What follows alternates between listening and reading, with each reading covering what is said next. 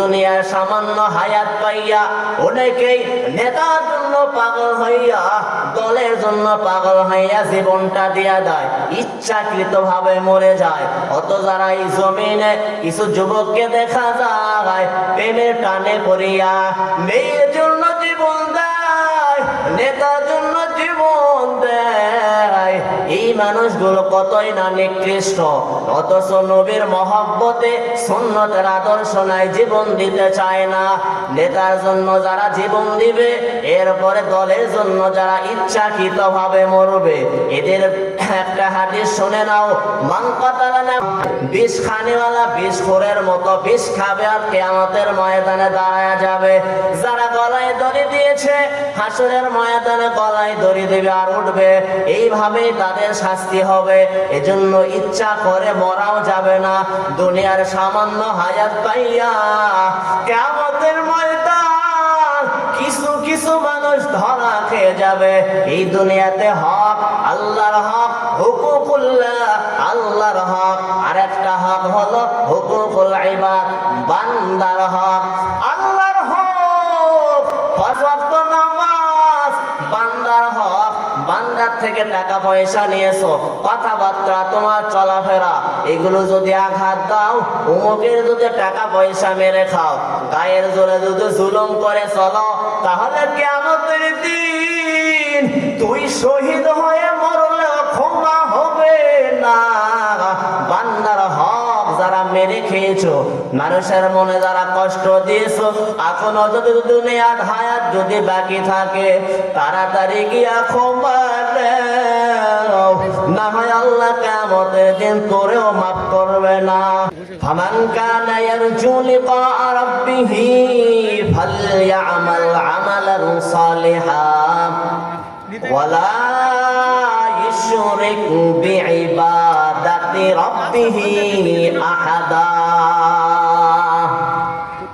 আল্লাহ বলেন, হে নবী উম্মতেরকে জানায়া দেন, আমি আল্লাহ রবের যারা দিদার চাই, রবের যারা জান্নাত চায়, রবের যারা মুলাকাত দেখা করতে চায়, এই জমিনে আল্লাহকে তো এই চামড়া চক্ষু দিয়া দেখা যাবে না।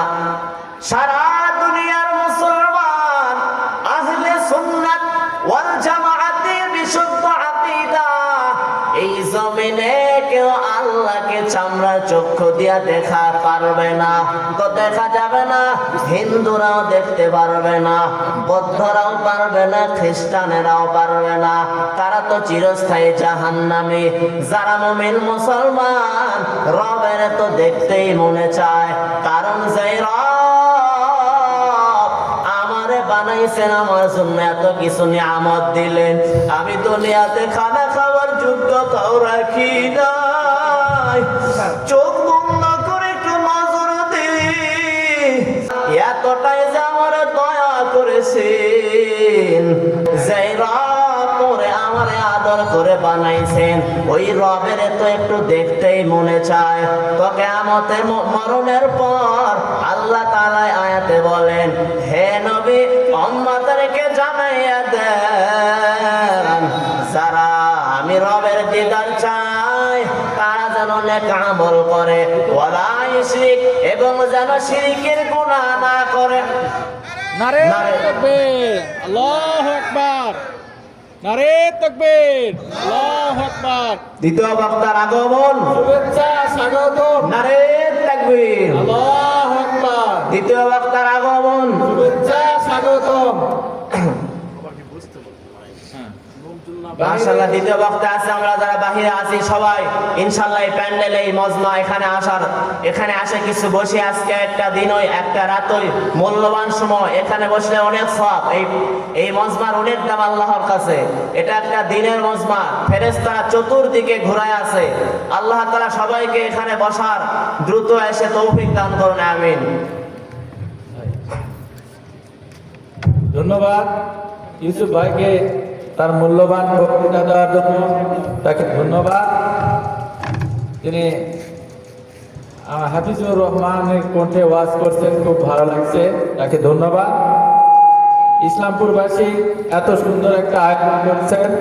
আপনারা যারা বাইরে ঘোরাফেরা করতেছেন সবাই চলে আসুন।